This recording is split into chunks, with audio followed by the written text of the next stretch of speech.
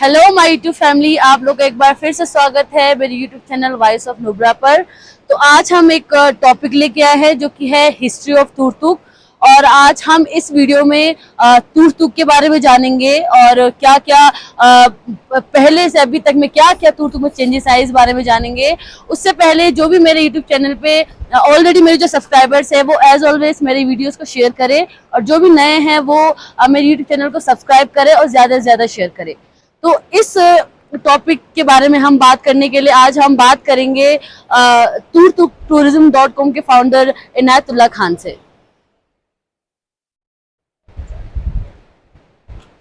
Thank you so much. आपका बहुत बहुत स्वागत है मेरे यूट्यूब चैनल पे।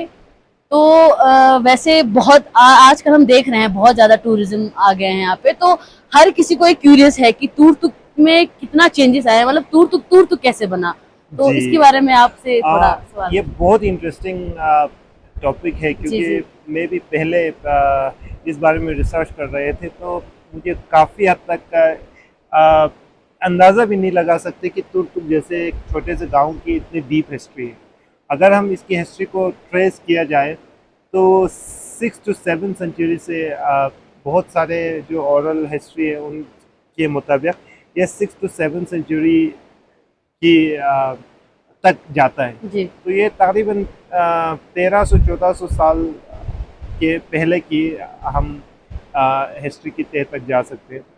लेकिन अगर इस तुर्क रीजन में पहले क्या था, कैसे तुर्क बना, तो इसमें सबसे पहले इसका नाम को बहुत सारे राइटर्स या बहुत सारे जो ओरल हिस्ट्री के एक्सपर्ट्स हैं उनका ये मानना है कि इस इलाके में जो सबसे पहले बसने आए थे उन्होंने ये नाम सोचा, क्योंकि तुर्क का मीनिंग ही दुख तुक यानी कि जिस जगह पे हम रहना चाहते हैं उसको बल्ती ज़बान में दुख तुक है। तो वहाँ से ये शुरू होता है इस गांव का नाम। और हिस्ट्री कुछ इस तरह से चलते हैं कि माना जाता है कि तकरीबन 11 सेंचुरी तक यहाँ पे जो ब्रुक्पास एक ट्राइब थे वो यहाँ पे रहा करते थे। तो इसमें कई थ्योरी से बहुत सारे लोगों का ये मानना है कि जो इंडिजिनस लोग हैं वो जो ब्रुक्पास थे वो इंडिजिनस ट्राइब्स नहीं थे। जी साथ में वो जो सबसे प्रोमिनेंट थ्योरी यही है कि इंडिजिनस लोग ब्रुक्पास थे और उनका एक फोर्ट भी उन्होंने उस वक्त बनाए थे। अगर आप वहाँ पे देखेंगे तो उसका रेनोवेशन टूरिज्म डिपार्टमेंट की तरफ से कर रहे हैं, लेकिन वो फोर्ट अगर देखा जाए तो उसको ब्रुक्पे खर यानी कि ब्रुक्पास के ज़माने में बना हुआ फोर्ट है। तो उसके बाद क्या होता है कि कहा जाता है कि दो वेरियर्स या दो लोग, इसमें बहुत सारे स्पेकुलेशंस और थ्योरीज है। कुछ लोग बोलते हैं कि वो दो लोग यहाँ के इंडिजिनस थे, और कुछ लोगों का ये मानना है कि वो बाहर से आए थे और जो खरपुन थे, जो जी लोकल लॉर्ड थे, उसको हरा कर उन्होंने इस जगह को कब्जाया या हाँ इस जगह पे सेटल हुआ, ऐसे मानते हैं। और उन दो लोगों का नाम माना जाता है कि चुली और यांदुंगा। जी जी जिस तरह ट्याक्षी में उनके कुछ कंपनीज रहे, उनका दूधा और ददू था उनका नाम।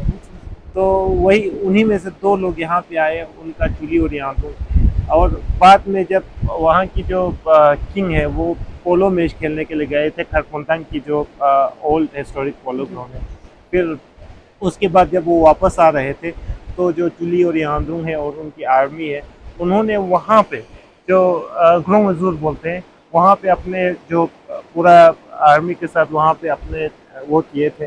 फिर इस रास्ते से जिस जहाँ पे हम बैठे हुए हैं इस रास्ते को जिनकन बोलते हैं। जी तो यहाँ पे उन्होंने वहाँ से तीर के थ्रू जो ब्रोकपा के जो खड़कौन थे उसको मारा था, और बाकी जितने भी ब्रोकपा से वो भाग गए थे, एक थ्योरी ये कहता है।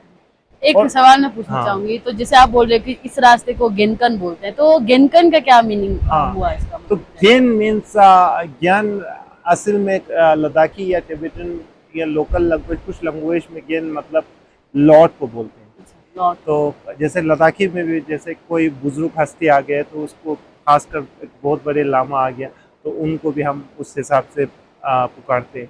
तो कन मीन्स मतलब वहाँ पे लेटना, जब उनको तीर लगा तो फिर वहाँ लेट गए, उस हिसाब से ये नाम रखा गेनकन। गया। हाँ, तो वहाँ से हमें ये आ, पता चलता है, क्योंकि तुर्क की जो हिस्ट्री है वो रिटर्न नहीं है, most of the history oral है। और एक सबसे महत्वपूर्ण चीज़ हिस्ट्री में हम डीपली उस तरीके से जा सकते हैं कि जो चीज़ों का नाम है उनसे रिलेटेड है ये सारे चीज़। तो उसमें हमें ये पता चलता है कि जो ओरल हिस्ट्री है उसमें कितने सच्चाई है। तो दूसरा थ्योरी ये कहता है कि जो चुली और यांगद्रुंग वो यहाँ के इंडिजिनस लोग थे, लेकिन फिर तकरीबन 16th सेंचुरी में अली शेर खान अंचन जो स्कर्दो के एक राजा हुआ करते थे, उन्होंने लद्दाख की जो बाउंड्री से एज ए डिफेंस के तौर पर अपने कुछ लोगों को तैनात किया था। खारपुन या पचवंश, एक खारपुन गवर्नर रखा था और पचवंश जो उसकी जो खास 12 बंदे। तो उसी तरह यहाँ तुर्तुक में भी उनका एक गवर्नर रहा करते थे। फिर उस वजह से चुली और यांगद्रुंग को यहाँ से पलायन करके जाना पड़ा, और बाद में जब स्कर्दो की किंगडम में अंदरूनी सिविल वॉर हुए तो उनको पता चल गया, और ये खारपुन खुद भी इंडिपेंडेंट डिक्लेयर कर चुके थे उस वक्त। तो उस मौके का फ़ायदा उठा के उन्होंने अटैक किया और तुर्तुक को रिकैप्चर किया। तो ये दो नैरेटिव्स चलते हैं। ये स्पेकुलेशन भी कह सकते हैं या थ्योरीज भी कह सकते हैं, क्योंकि रिटन हिस्ट्री नहीं है इसीलिए हम प्रॉपरली डीप नहीं जा सकते।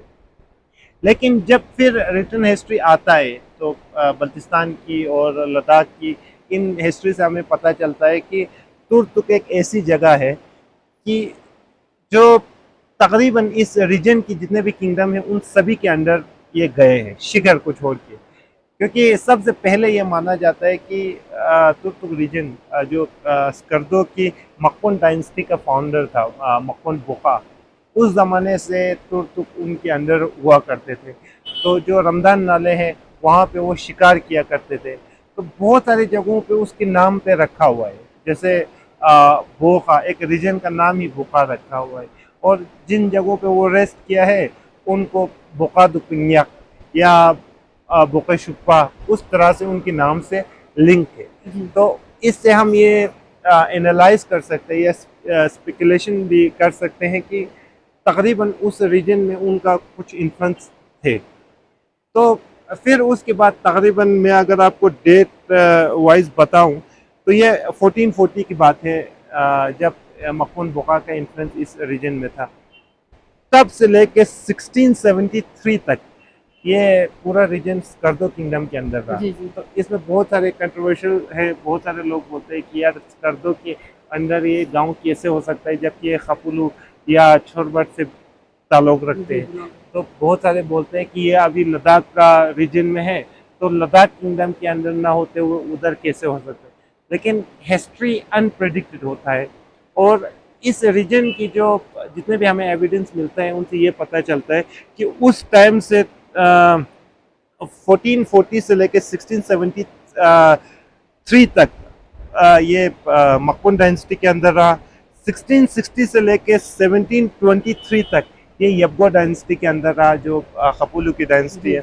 और उस वक़्त यब्गो हातम खान जो खपुलू की किंगडम थे वो खपुलू पे राज करते थे।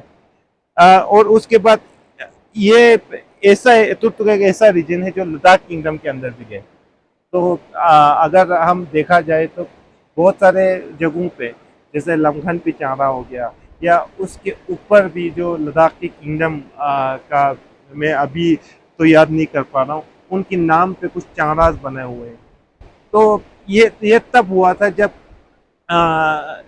एक ज़माने में पूरे छोरबट एरिया यहाँ से लेकर प्योन तक को लद्दाख की किंगडम को खपुलू के किंगडम की तरफ से जब जंग के मैदान में उनको सपोर्ट किया तो उसके आवाज़ में दिए थे।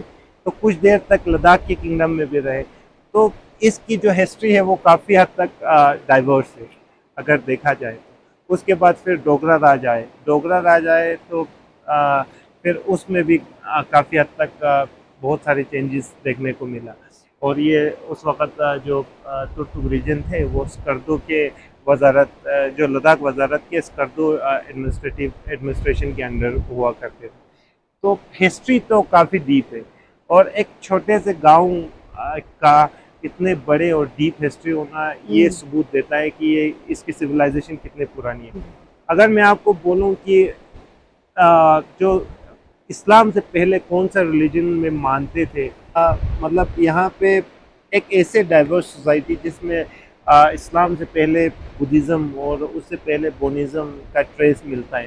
तो जब 2004 में हमने जो मस्जिद शरीफ को रिकन्स्ट्रक्ट करने के लिए उसकी खुदाई की थी, तो उसमें बहुत सारे एविडेंस ऐसे मिले कि उस ज़माने के लोग जो यहाँ पे बसते थे, तो वो बोनिज़्म में या उससे रिलेटेड रिलीजन में बिलीव करते थे। जी क्योंकि अगर बुद्धिज़्म की देखा जाए तो वो जलाते हैं, इस्लाम की देखा जाए तो वो दफनाते हैं, लेकिन पूरे सिर्फ शरीर और उसके ऊपर कफन को ही दफनाते हैं। जी जी लेकिन उस ज़माने के रिवाज में ऐसे देखने को मिला कि जो उनकी चीज़ें हैं, जैसे कि क्या बोलते हैं, मालाएं या बाकी सारी चीज़ें जो नेकलेस वगैरह, उन सब को भी उस इंसान के साथ दफनाते थे। जी तो बहुत सारे ऐसे चीज़ मिले, बहुत सारे नेकलेस मिले जो उनकी डेड बॉडी के साथ में पड़े हुए थे।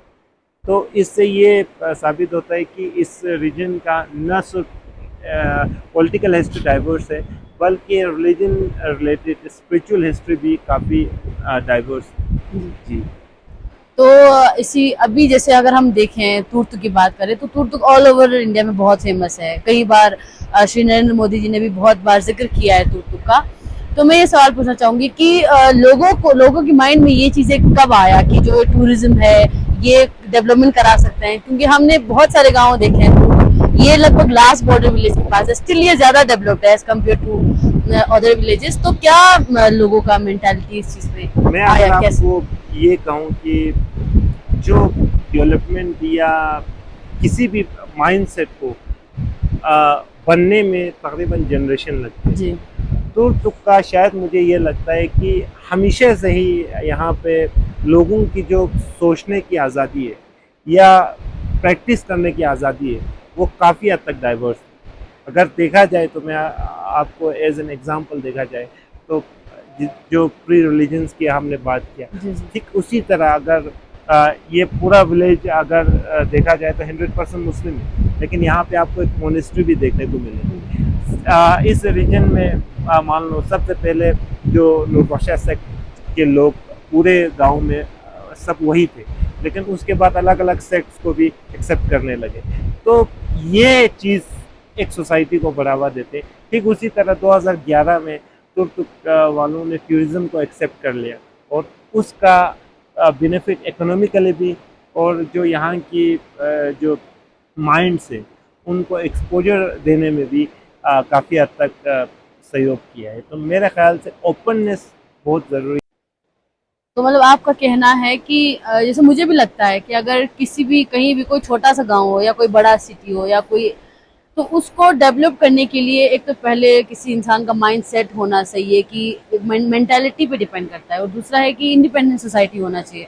अगर कहीं रोक टोक नहीं है, जैसे कहीं पे अगर मैं मेंशन नहीं करूंगी बट बहुत सारे हमारे एरिया में ऐसी जगह हैं जहाँ पे टूरिज्म को बहुत खराब माना जाता है। जैसे अगर हम एक एक कप में चाय पीते हैं तो उनका माना जाता है कि नहीं उस कप में हम चाय नहीं पियेंगे। तो ये मेंटालिटी चेंज होना बहुत जरूरी है। तो है मतलब तुर्क में ऐसी मेंटालिटी है, इसीलिए मुझे लगता है ज्यादा डेवलप्ड है ये। आगे आप और क्या कहना चाहोगे तुर्क के बारे में अभी?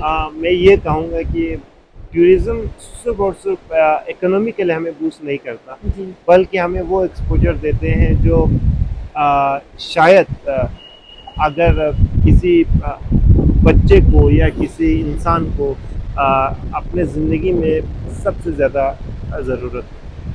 हमें दूसरे लोगों के रहन सहन उनकी रीजन में न जाते हुए वो यहाँ पे आके हमें सीखने को मिलते हैं, और ज़िंदगी का सबसे बड़ी सीख वही है। हम बहुत सारे रीजन में ये मानते हैं कि इंफ्रास्ट्रक्चर ही डेवलपमेंट है, लेकिन डेवलपमेंट सिर्फ उसमें देखा नहीं जाते।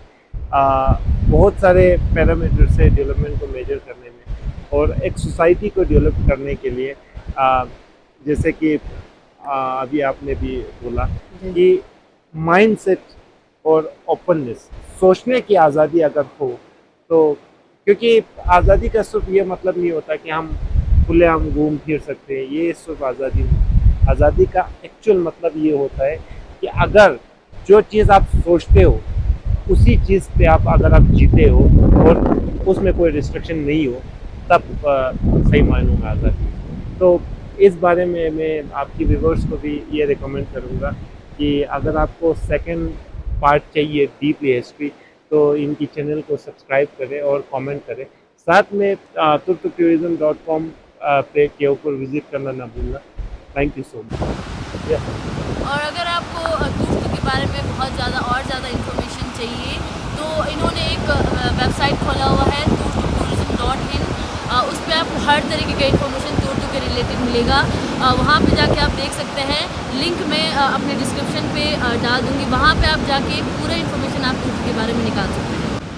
तो अगर आप मेरे पीछे का व्यू देख सकते हैं, कितना प्यारा नज़ारा दिख रहा है। ये जो ब्रिज है ये तुर्क का ब्रिज है और ज़्यादा 90% टूरिज्म आते हैं इस ब्रिज पे और यहाँ से तुर्क का हर एक चीज़ आपको दिखाई दे रहा है, दिख रहा है। और अगर आपको ऐसा ही व्यू देखना है और आनंद लेना है इस नज़ारे का तो आप हिल लॉक कैफ़े पे आके ये नज़ारा एंजॉय कर सकते हैं।